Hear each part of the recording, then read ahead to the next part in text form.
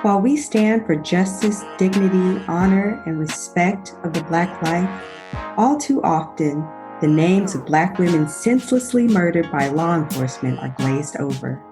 We have a duty and a responsibility as Black women and hosts of a podcast that advocate and amplify the voices of Black women to bring awareness and shed light on the sisters who are no longer with us. We will always and forever say her name. Welcome to Melanated Conversations, our narrative from our perspective. Here on the podcast, we are amplifying the voices of Black women and sharing their powerful stories of transformation. I'm Tyrion. And I'm Yana. Let's start the show.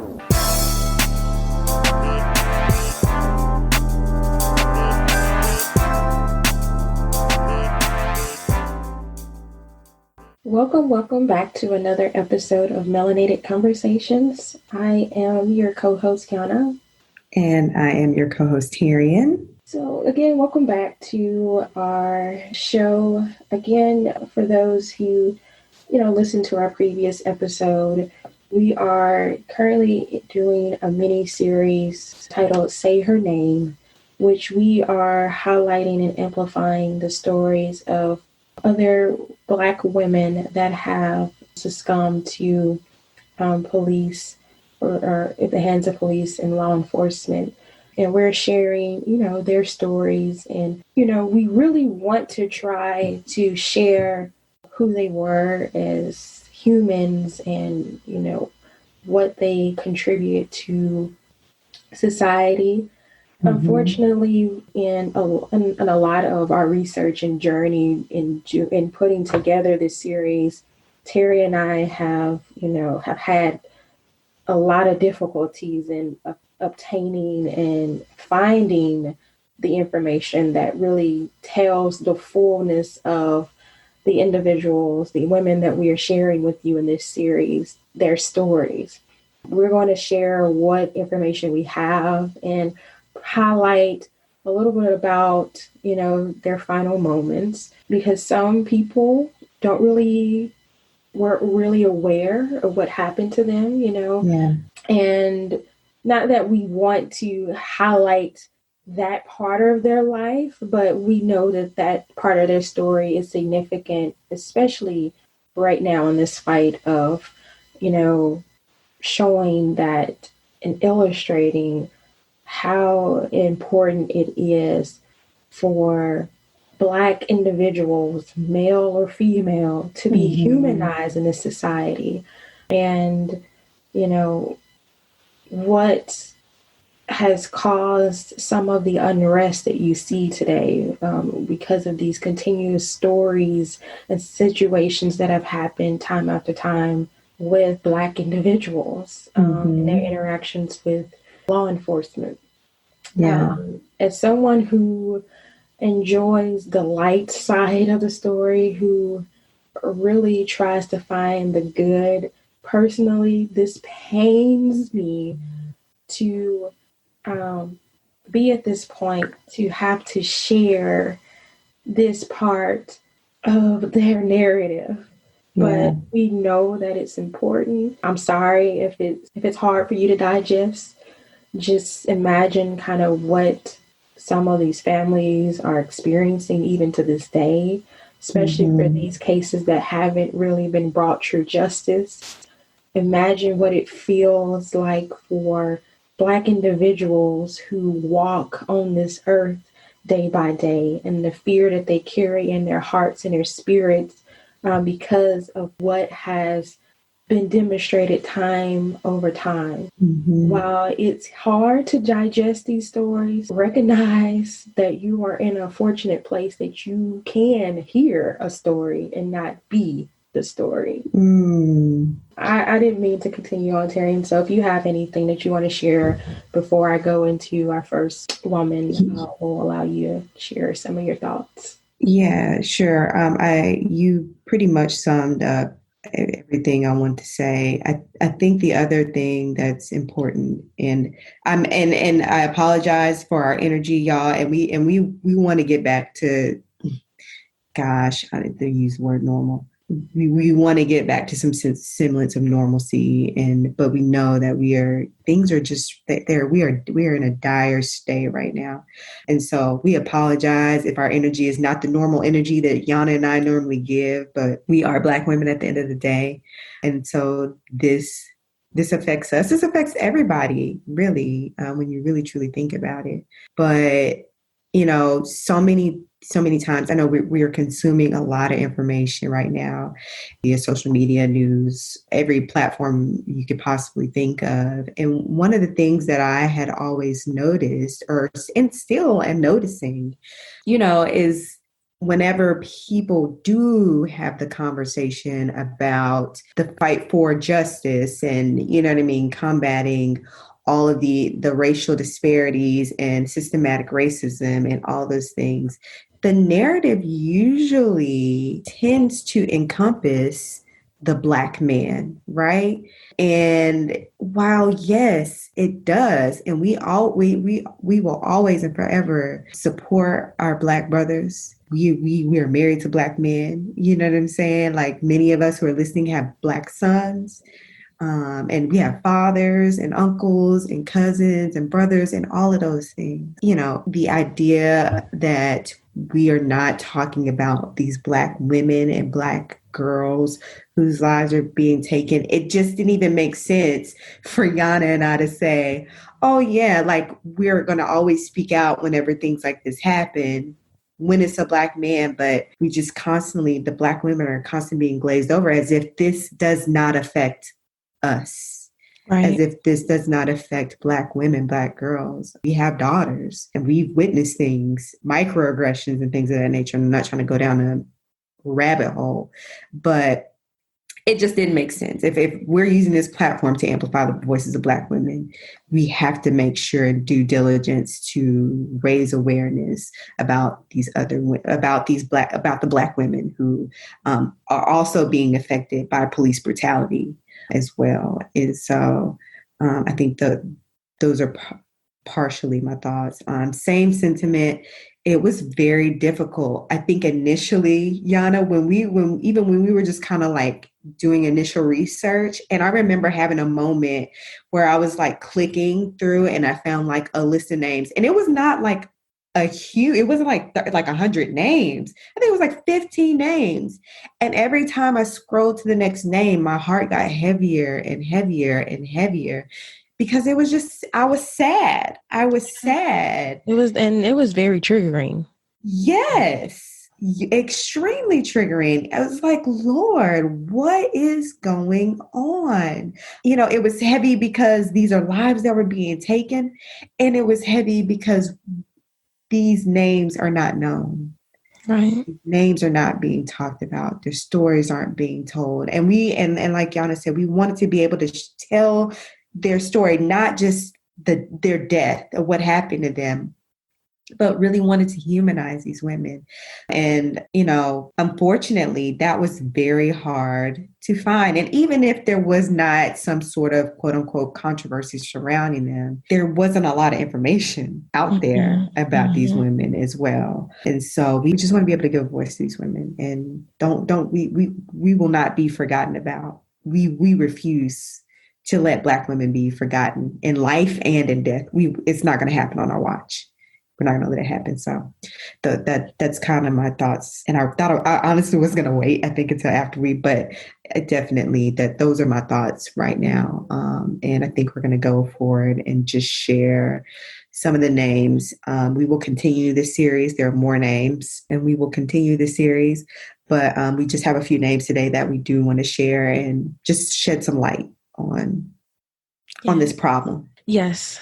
So I'll start with Miriam Carey, and I'll share a little bit about the events that led up to her final moments. So at 2:13 p.m. on October 3rd, 2013, 10 months before Michael Brown was killed in Ferguson, Missouri, 9 months before Eric Garner was choked in Staten Island, a 34-year-old African-American woman drove into a checkpoint in Washington, D.C. Her car, a Nissan Infiniti, had Connecticut license plates, and her 1-year-old daughter sat in the back. Miriam drove into the checkpoint before realizing that she had mistakenly entered a wrong turn. Secret Service officers began hollering at her, and she turned her car around. When she attempted to drive out of the checkpoint area, an off-duty Secret Service officer placed a section of metal fencing in front of her. Fearful of armed officers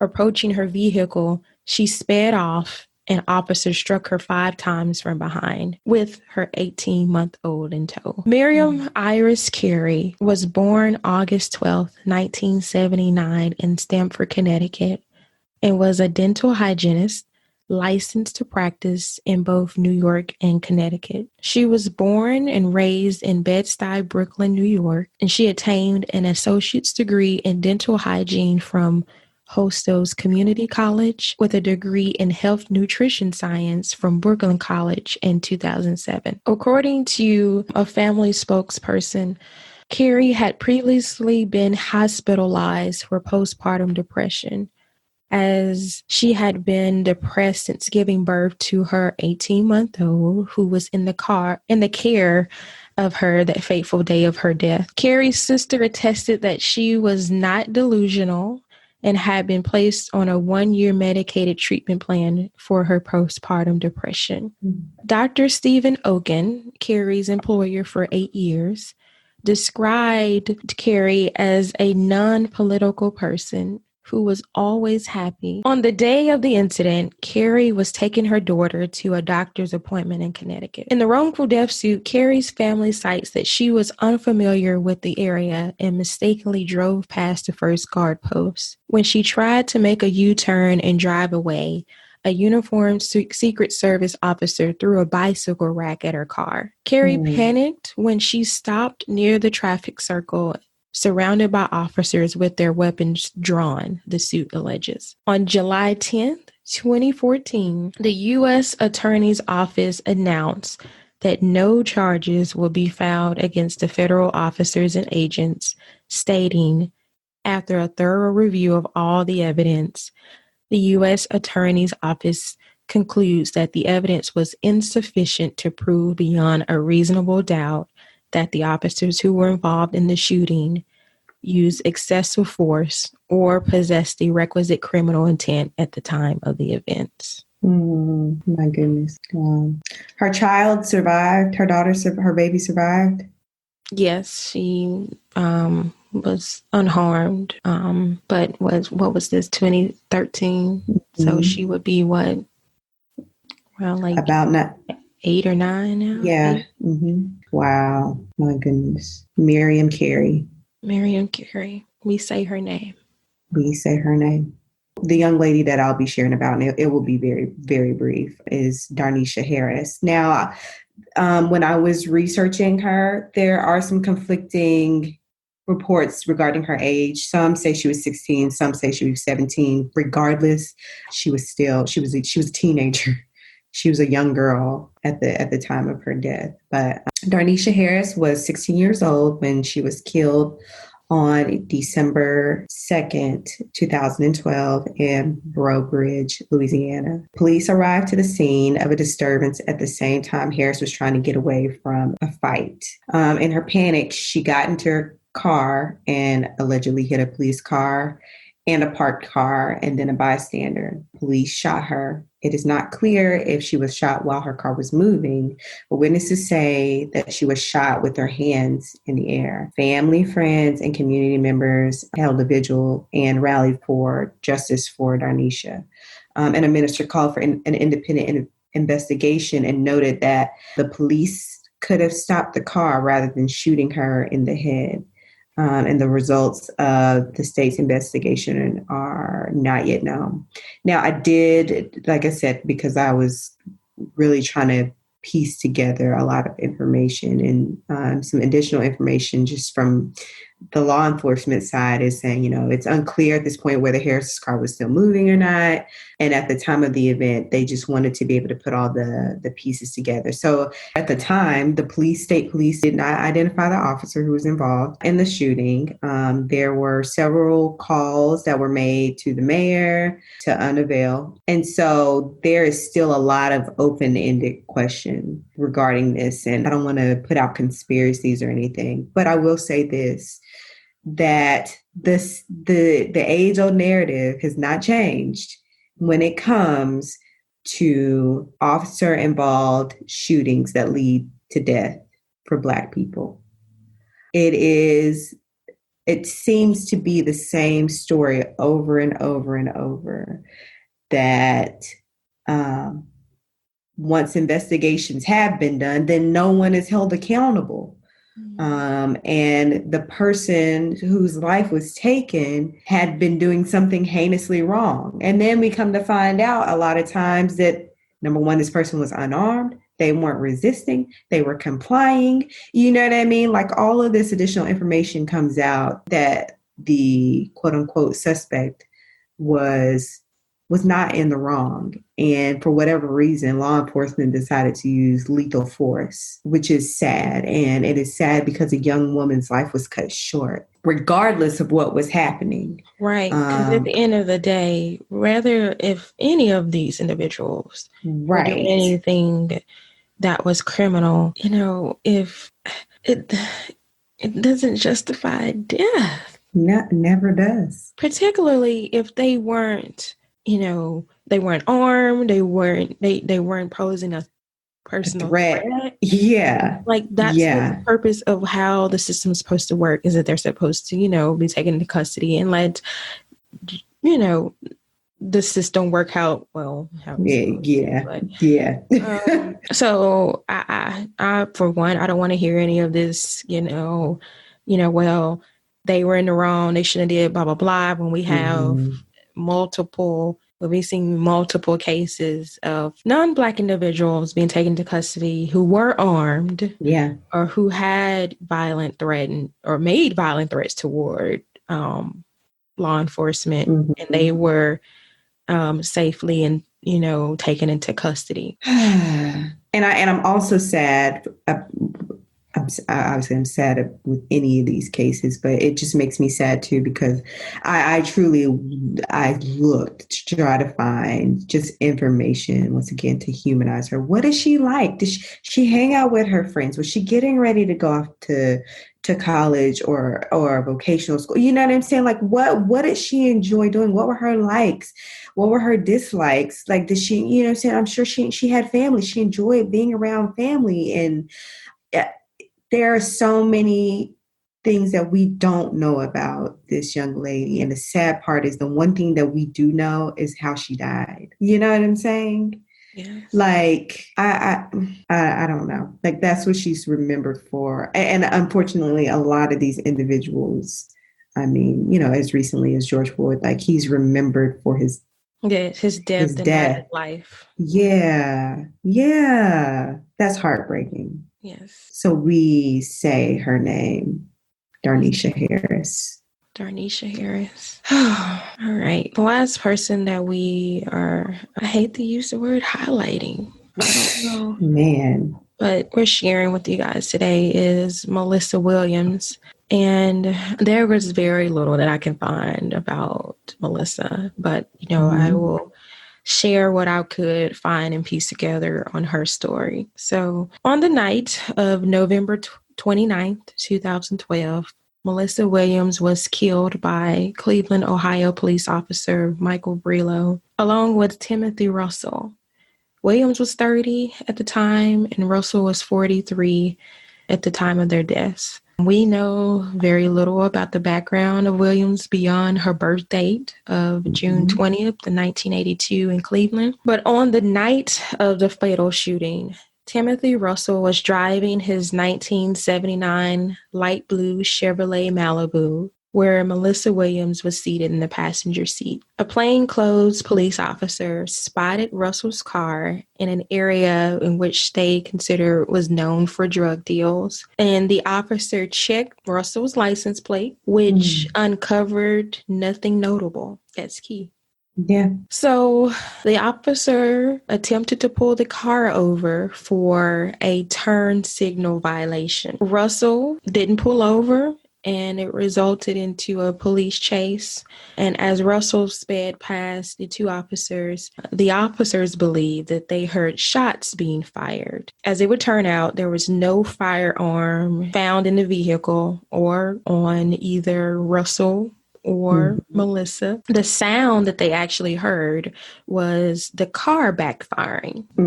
So police cruisers surrounded Russell's car in a school parking lot in East Cleveland, and 13 officers fired 137 shots. For what?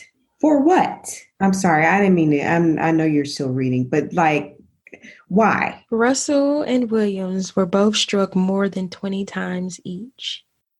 The officers who were firing on the car from all sides reported believing that they were being fired by the suspects, but the Justice Department report later confirmed that those shots were being fired by fellow officers. So one officer in particular, Relo, came under particular criticism after the shooting for his brazen use of force. After his colleagues stopped firing, he allegedly climbed on the hood of the car and fired the last shots downward into the windshield. My God. In total, Relo fired 49 shots. In May 2014, in May 2014, 2 years after the fatal shooting, Relo was charged with 2 counts of voluntary manslaughter, but was later acquitted by the Cuyahoga County judge of the charges on May 23rd, 2015. On January 26, 2016, 6 Cleveland police officers were fired due to their connection with the car chase. They were identified as Michael Relo, Wilfredo Diaz, Brian Saboli, Aaron O'Donnell, Michael Farley, and Chris Ehrig. Investigators said the 6 police officers' firing was delayed to give time for Brelo's trial to finish. The deadly shooting ultimately resulted in no criminal convictions, even though it led to a federal investigation into the Cleveland Police Department. 63 Cleveland cops were temporarily suspended, along with the 6 cops that were fired. There are so many. I'm sorry. Go ahead and finish. That was it. We say her name, Melissa Williams. Yes, Melissa Williams. I remember looking at this story, and it's crazy even just reading it and then hearing you share it. I'm dumbfounded because, and this is why there has to. I'm not trying to mince my words, but I don't want to speak foolishly either.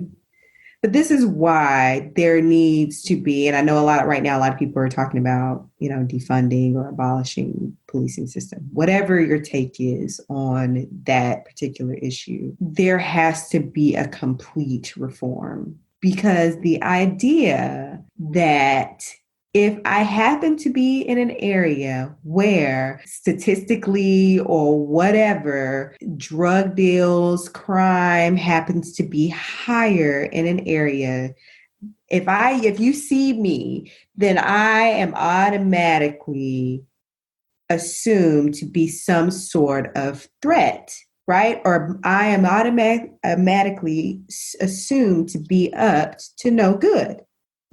First and foremost, that's a problem. And so because of my assumption and the power that I hold wearing the badge, then I say, well, let's find out if this person that just happens to be riding along, doing whatever, minding their business, I'm going to run their plates and you're not finding anything. No, I want to catch somebody today. So I'm just going to pull him over for failure to signal. And I like, what? And if I'm not mistaken, correct me if I'm wrong. I remember seeing this somewhere else, and it kind of lined up with the whole where you're talking about, like, there were 63 officers that eventually were temporarily suspended. That during the car chase, there were up to 62 cars. Yeah. Like, why? For what? For what? That makes no sense to me. I think the most heinous, though, all of it, but when all the officers stopped firing and one officer, being the vigilante that he is, Yes, on top of the car, point his gun directly point blank in the hood of the car and fires a shot. That's not even cool for someone who did do a heinous crime. I'm sorry. Exactly. It's not. That was the most inhumane. So, I think we are going to kind of draw things to a close here because, y'all, this is not something this is not easy to talk about.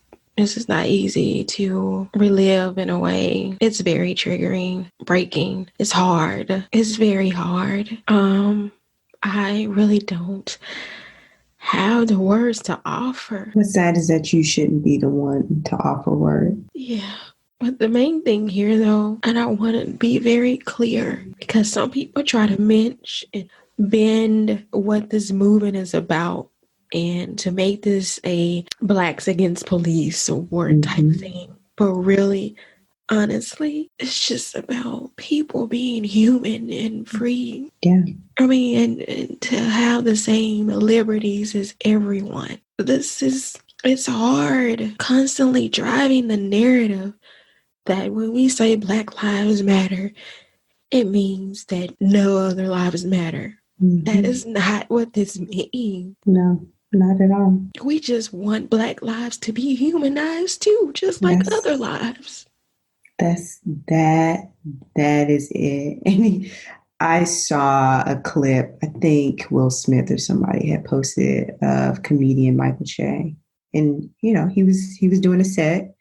And he was talking about just this very thing, just the controversy surrounding Black Lives Matter. And he said, literally, we are asking for the bare minimum for our life to matter. You know what I'm saying? Like, just to say that Black lives matter. Not that Black lives are superior, that Black lives are king, that Black lives rule. No, that just to exist, to even matter. That's it. People tend to care more about a dog getting shot in the street. Imagine being born fighting for your life the moment you're born. I don't think people really understand the brevity of just that. And I'm going to make this statement. I'm not going to really hamper on it any longer, but say what you say what you need to say. For those who holler Blue Lives Matter as a direct response to people saying Black Lives Matter, I don't know how deep that cuts, because we can't take off this black skin. Speak true. Speak true. Let the people know. And when you do that as a way to incite you're basically, driving underhandedly racist comment when you say that as a direct yes. This is no dividing line. When we include to be humanized, that is for every one of us, including those behind the badge, especially those that do the right thing. Because, this is not, we're not here, our stance is not to bash police, but we are calling out the ones that are not rightfully standing behind the badge that they so willfully sworn to protect and serve. Yeah. So there is no line. There is no gray area here. It's either right or wrong. If you believe, even if you're one of those people who really truly believes all lives matter, then that includes the Black lives. So you should be outraged right now. Absolutely. there's so much more I could say. I won't go into because y'all right now, I'm just tired. I am tired, yo. I'm tired. Terry, you can say your final words. I have nothing else to say, but we will always and forever say her name and melanate on that, guys. We'll talk to y'all later. Thank you for tuning in. Hope you enjoyed our chat today. Keep the conversation going by heading to iTunes to subscribe, rate, and leaving us a review. Have a story of your own to share? Email us at info@melanatedconversations.com or connect with us on social media at Melanated Conversations. Till next time, keep raising your voice.